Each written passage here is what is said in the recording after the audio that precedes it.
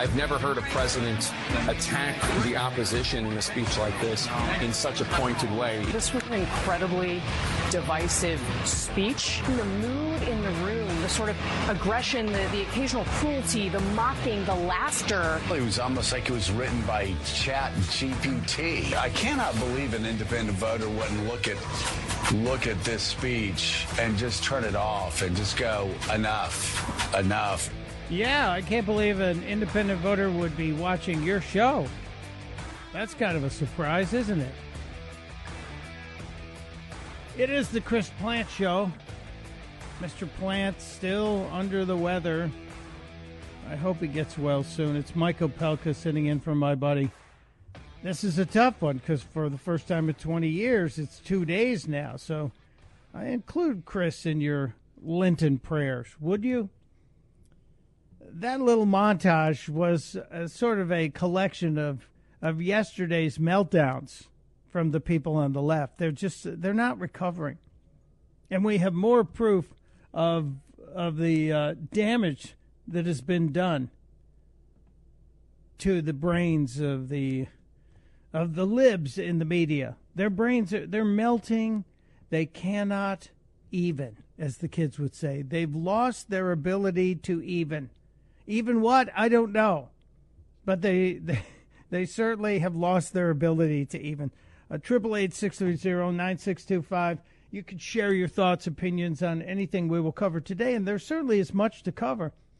The Republicans met with Elon Musk last night, the House, yesterday afternoon for 2 hours, the Senate, and they want to talk about Doge and cuts from Doge and what they can do on Doge. And I think the House and the Senate are kind of feeling like they want to get a little bit of control.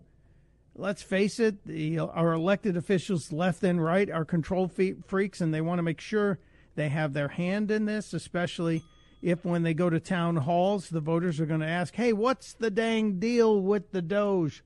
So I do feel like this is kind of a normal move. Now, none of the cuts, none of the waste and the fraud and the abuse that Elon Musk and Doge have discovered, none of that can happen until the next fiscal year budget. None of this can really be voted on until September, which is really frustrating. I was talking with Congressman Byron Donalds before the show, just about an hour ago. We were having a conversation about many things, and one of them was what's going on, because he was at the White House with the president yesterday talking about their plans on moving forward with reconciliation between the House and the Senate on this big, beautiful bill. But because of the continuing resolution that was passed before, we really can't do anything in terms of cutting until next September, which is really frustrating because when you're at home and you're trying to deal with your own budget and you're saying, hey, we're spending too much money on this or too much money on that, you can do something right away. We can't really do anything until effectively next year. So it's frustrating. Now, maybe they can stop some of the payments and some of the stuff going out that was approved, the USAID stuff. It's being battled in the courts right now. But it really is frustrating to see it and understand that it's a gigantic waste of money, and yet we really can't do anything about it yet. It's so darn frustrating. I'm sure it's frustrating to them. I know it's frustrating to us. But if we get more information on what was discussed with the senators and with the members of the House who met with Elon Musk, we will share that with you. So much to get to today. We learned yesterday, at least I learned yesterday, that the astronauts who've been stranded in space for 9 months now, they were supposed to be up there for 8 days. Do you remember? We sent a couple people to the International Space Station on a Boeing rocket. And this was during the Biden administration, and those folks were supposed to be up for 8 days. They only packed kind of a carry-on bag, if you will. And they went up there, and on the way up, there was a problem with the rocket. They got to the International Space Station, and they're trapped. They're still there. They've been there for 9 months.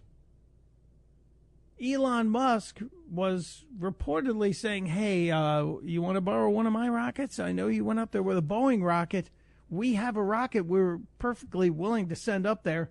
We've sent supplies up there, so we know we can get there. We can deliver the goods. We're kind of like Uber Eats for the International Space Station. And the Biden administration said, no, don't worry. We got this. Apparently, it's for political reasons. Elon Musk has been telling Joe Rogan that the Biden administration denied his request for political reasons because they didn't want to hurt Kamala Harris's campaign. If Elon Musk sends a rocket up there, and Elon Musk was on stage last week with Donald Trump while the campaign's going on, it's going to look bad for Kamala. That just makes sense, right? And until yesterday, it was pretty much speculation. Until yesterday, it was just rumor. Until yesterday, when there was a press conference with the people on the space station, and you got to understand there's a slight satellite delay, because when you're sending conversations back and forth, video back and forth from space, there's a little bit of a delay. But a Washington Post reporter was invited to ask a question of the crew, the two who have been hanging out there for 9 months now instead of 8 days. Here's what happened. Our next question is from Aaron Gregg with the Washington Post. Hi, everyone. Thanks for doing this. So my question relates to Elon Musk has said that he made the offer to bring you guys back earlier and that it was denied. My first question is that true? And if so, what would that have looked like? Was he offering to make another flight, push seats on another flight? Could you give us some background there? I can only say that Mr. Musk, what he says is absolutely factual. We have no information on that, though, whatsoever. What was offered, what was not offered, who it was offered to, how that process went. That's information that we simply don't have. So I believe him. I don't know all those details. Yeah, we believe him. We don't have all the details, but the Biden administration apparently didn't want to bring those people home. It was not politically expedient. It's shameful. It's disgusting. It's downright evil to do that to people. Can you imagine? You're going to make people stay in space because it would hurt you politically. There's more and more coming out about Joe Biden and his mental decline, and there is now even a proposed investigation into Biden's mental decline, and if it was a known entity, if it was generally accepted that the people surrounding Joe Biden actually knew that he wasn't right and they allowed him to sign executive orders, is it okay to let those executive orders continue? Or should they be challenged and overturned? That's a really interesting concept. And it certainly would be earth-shaking if it were allowed to happen. Now, most of the really damaging executive orders, like the ones that were trying to hand billions and billions of dollars in student aid payoffs to people and student loan forgiveness, those have been fairly well stopped because they weren't legitimate. And the courts have upheld those protests against those. But any other executive orders, if Biden signed stuff and he was not right in his brain, which I think we all agree, shouldn't we go back and rescind all of those? Wouldn't we have a reasonable expectation of that happening? Let's see what happens. Have a couple other things going on today. Received an update from the White House just about 4:30 this morning. The tariffs that everybody was freaking out about yesterday, Well, they seem to be doing what they're supposed to do. The tariffs appear to be doing exactly what they were supposed to do in terms of negotiations. We had the report, and the president brought it up during the speech, that Honda is saying we're not going to build these cars in Mexico. We're going to build them in Indiana. The Honda Civic, the new Honda Civic, it's going to take them a while to build a factory, but there will be a whole bunch of jobs coming to Indiana because of that. And now we got word from the White House this morning that Stellantis, now they're an Italian-based company, but Stellantis, who makes Dodge Ram trucks, and I think they make Jeeps too, they are now telling the president, thank you for granting the 1 month exemption from tariffs on Canadian and Mexican built cars, and we're going to try and build more cars in the United States. And why is this a big deal? Because it was just last year that Stellantis said we're moving our Ram trucks out of America and we're going to make them somewhere else because we can't afford to make them here. Well, when you lower the taxes on cars that are manufactured in America, you create a certain financial benefit. So this is the second domino to fall. The head of Stellantis said, and I quote, "We share the president's objective to build more American cars and create lasting American jobs. We look forward to working with him and his team." Yeah, that's another one. Another domino has fallen. So for all of the naysayers on the left who are saying, oh, the tariffs are going to ruin everything, the tariffs are going to make everything more expensive, the facts are seemingly standing up against you.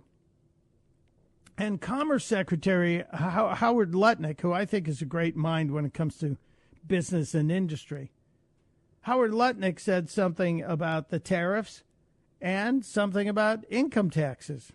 And apparently they might be related. Tariffs are going to drive America better. Remember, we pay taxes into the Internal Revenue Service. Wouldn't it be amazing to stop paying taxes to the Internal Revenue Service and have the External Revenue Service of Make America Great Again replace our taxes? That's the goal of Donald Trump, and I think he's going to hit there. He's going to do everything he can to make that happen. Lower our taxes. No tax on tips, no tax on overtime, no tax on seniors. Come on. This is an amazing country, and we are winning. I love the cheerleading by the administration, but this isn't a guy who comes at this with kind of a hollow resume. This is a guy who built Cantor Fitzgerald, a massive financial company, and he did great things for the people in his company after their families were devastated by the loss of so many in September 11th. They were atop the World Trade Center. He's a stand-up guy, and now he's the Commerce Secretary. So I'm all for this kind of action going forward. We'll see what happens on this. If you have thoughts on any or all of this, you're welcome to join us.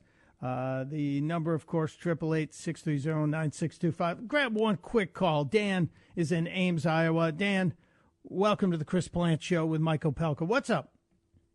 Hey, Michael.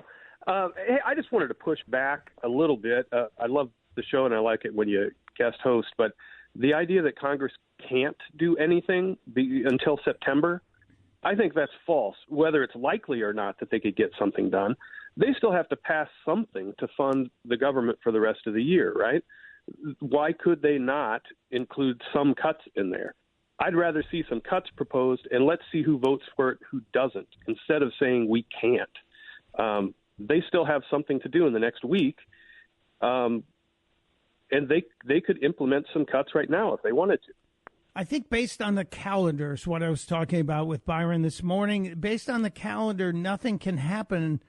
They have passed the continuing resolution, and the machine is so big and it has to go through this grinder until they get back to September is when this will affect the next budget. But the rescission is something. I'll talk about that just around the corner. I have details on the way they can claw back some of the money. So that's a possibility. I'll share it with you, Dan. But I like it. Yeah, I think we need to be urgent on this. There are ways to do it. We just can't do all the big things for a while. It is the Chris Plant Show. Mike Opelka in for Chris Plant. More from you and more from the madness in D.C. just around the corner on the Chris Plant Show. Chris here with a list of things that none of us should trust. The Washington Post, the New York Times, anything on CNN. Here's a list of things that I do trust. The Washington Times. Support real journalism for just $1 a week at washingtontimes.com/Chris. It is the Chris Plant Show. Mr. Plant still under the weather. Get well, my friend. Get well quickly, we hope. It's Mike Opelka, that's me, in for my friend.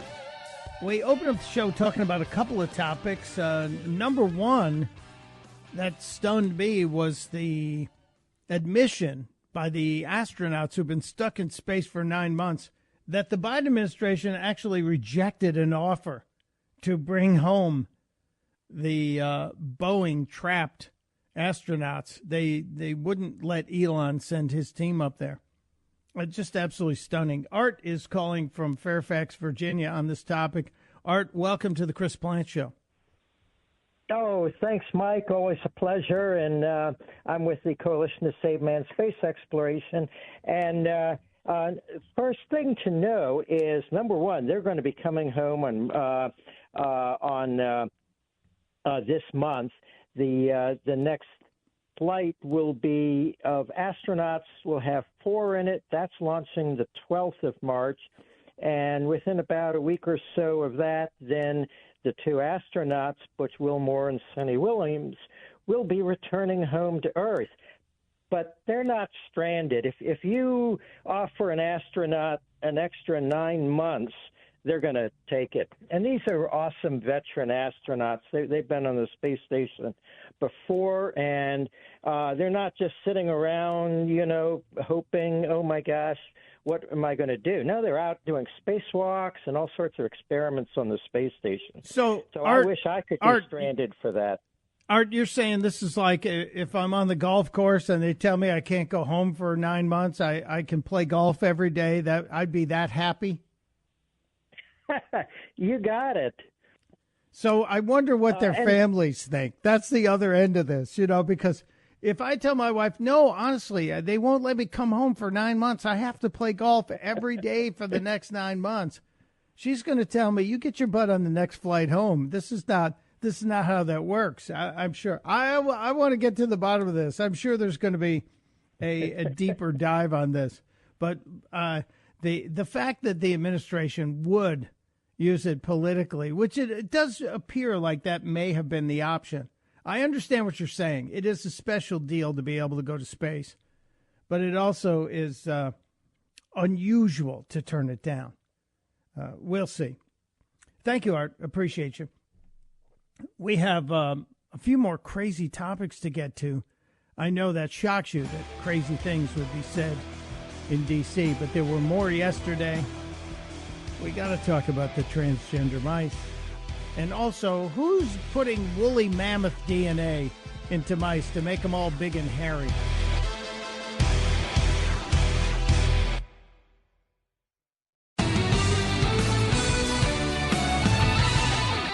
It is the Chris Plant Show. My name is Mike Opelka, sitting in for my ailing pal. I hope he's back soon. I listen to Chris every day. Somebody asked me, I know you sit in for Chris. Do you listen to him? Yes, I do, because I text him stupid stuff all the time. And sometimes he appreciates it. We have a lot to get to today, talking about some of the news coming out of D.C. and some from strange corners of this crazy country. We talked about the jobs that appear to be coming back, and you're going to hear from the Democrats today. Oh, the jobs are going away, the worst job cuts in 1 month in decades.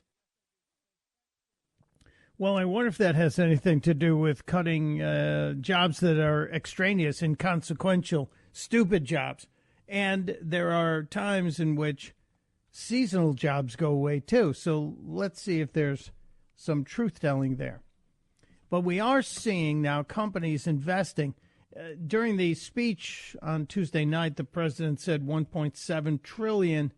There are other posts coming out of the White House press machine saying almost $3 trillion in additional jobs coming to this country, investment in additional jobs, not 3 trillion jobs, that would be insane, but $3 trillion in investment.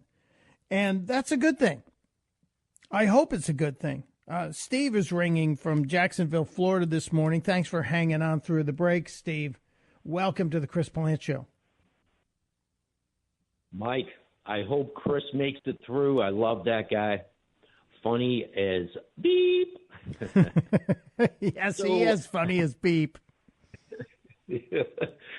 So the reason why I called is when you look through all the times that these strikes that have happened in the unions, how strong they are, the unions have kind of been the real wrecking ball to the economy. They keep wanting raises. They keep wanting more money in their retirement fund and more insurance. And all these expenses make these companies make the hard decision to move the jobs out of the country. And that's why, you know, when you see they had UPS, FedEx, McDonald's, they went to kiosks now. And FedEx and UPS, they had the strikes. And the next month they had 2,500 layoffs or even more.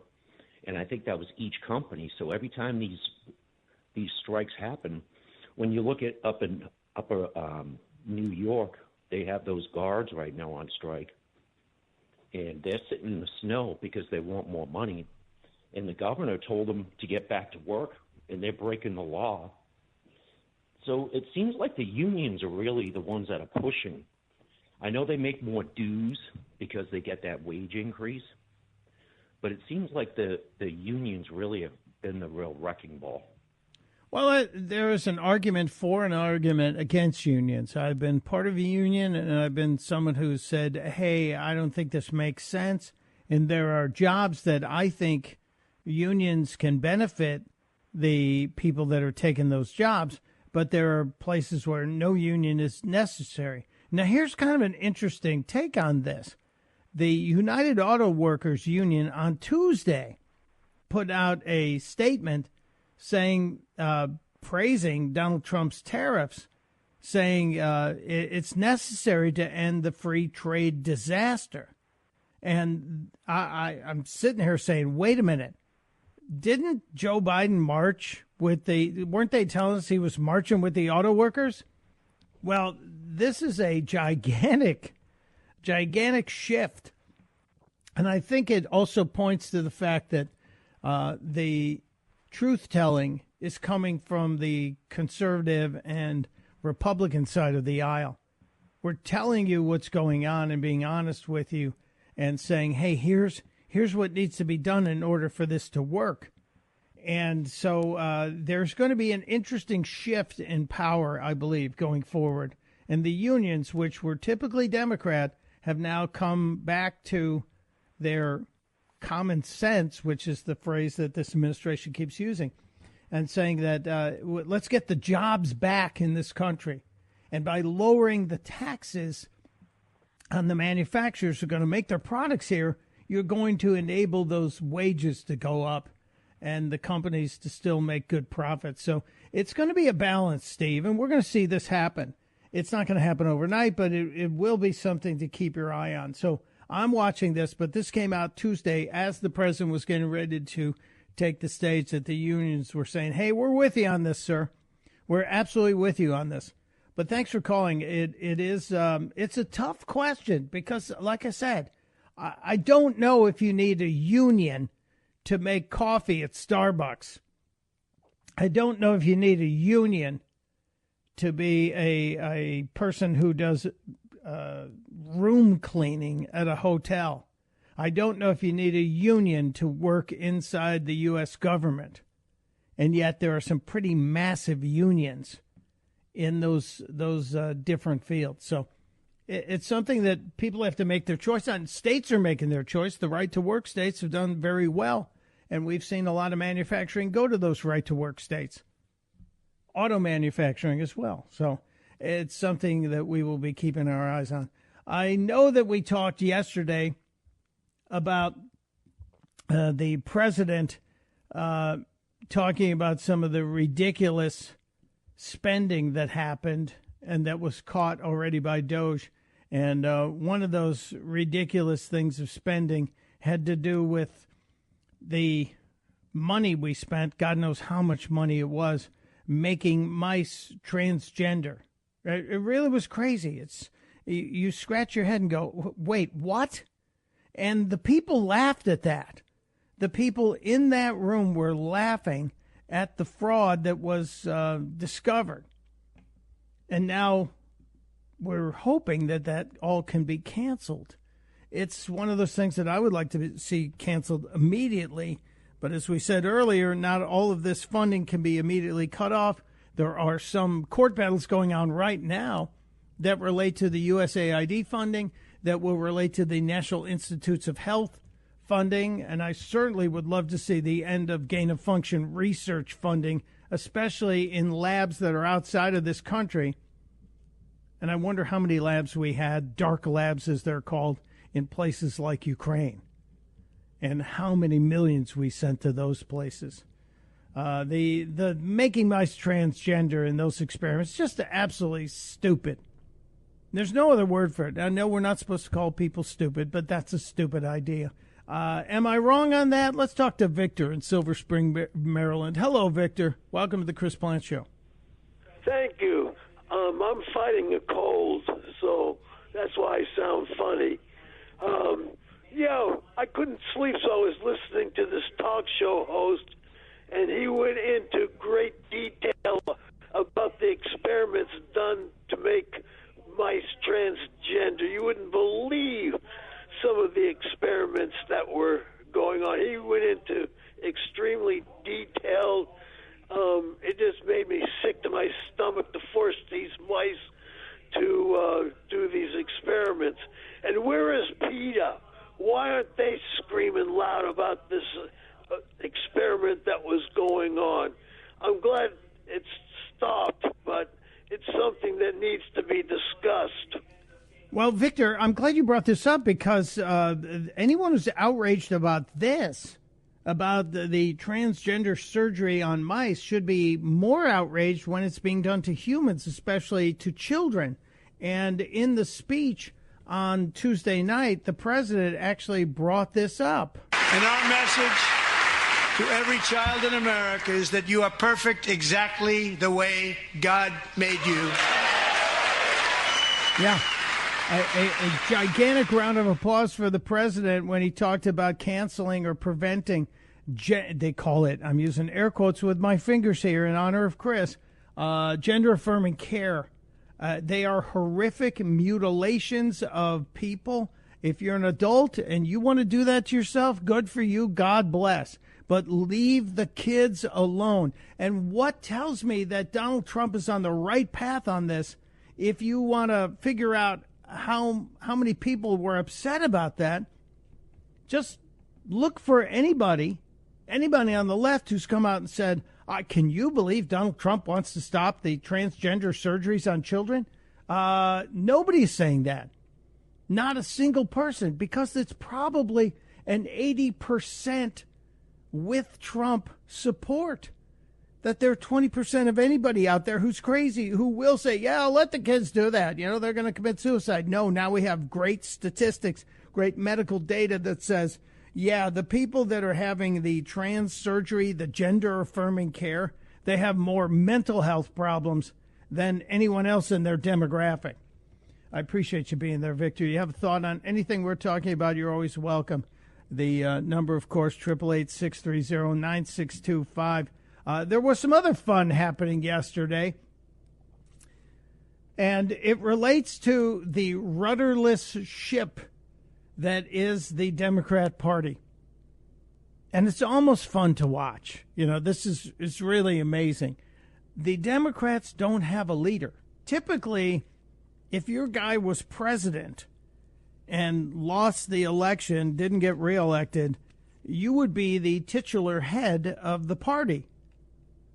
You know, after Obama left the party, And Donald Trump was elected in 2016. Everybody looked to Obama, and he was the guy who was making the statements. He was kind of directing the party. And typically it would be Joe Biden as the former president who would be that leader of the Democrat Party. He is now in his Claude Rains type role as the invisible man.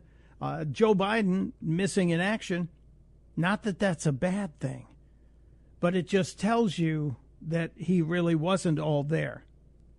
And I know there is a generally accepted principle that the outgoing president doesn't say too much about the current administration in the early days, but you would think there would be a leadership role kind of gathering his party back together to try and put the Democrats together. I'm not trying to help the Democrats, but I'm trying to point out just how rudderless and leaderless and chaotic they are. Remember, they're calling Trump chaotic. Finger pointed at you, three pointing back at them. Yesterday, Tim Walz, Tampon Tim to his friends, was on CNN, and he was asked a question by Casey Hunt because he has kind of indicated that he might, in fact, be thinking that he'd be a good choice to be the nominee for the Democrats going forward in 2028. Tim Walz asked about leadership in the Democrat Party. Sir, who do you think the leader of the Democratic Party is right now? I think the voting public right now is what I would say, and I keep telling that. We're not going to have a charismatic leader ride in here and save us from this. And I would argue... Sir? Yeah. You got nothing. First of all, it took him a couple of seconds to process the question and put it together. And there's not a delay like there is between the astronauts in space. It's a pretty instant connection. Who do you think is the leader of the Democratic Party right now? I think it's the voting public. Well, let's look at what the voting public did. They picked somebody other than a Democrat. They picked other than Democrats in the House and the Senate.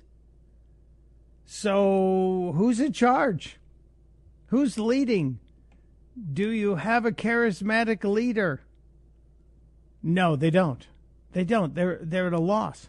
And now what's going to happen is there's going to be a battle for that spot.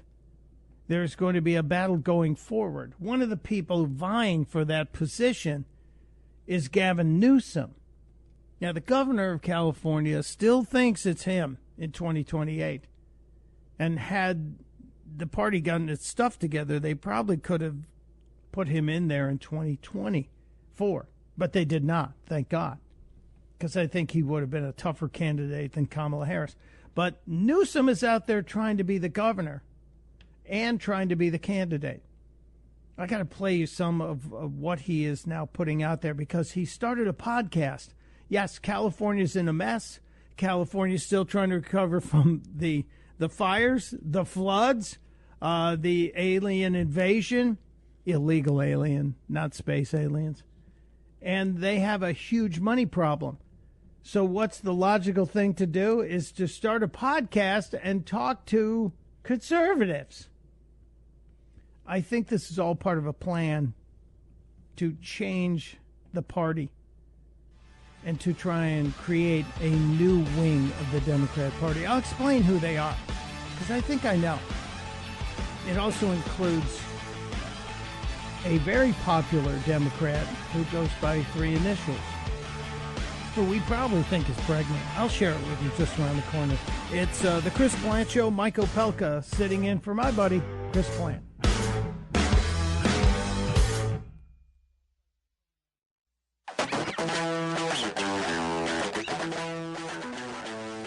It is the Chris Plant Show. Chris is still under the weather. It's Mike Opelka sitting in for my friend Chris Plant. I have an admission to make.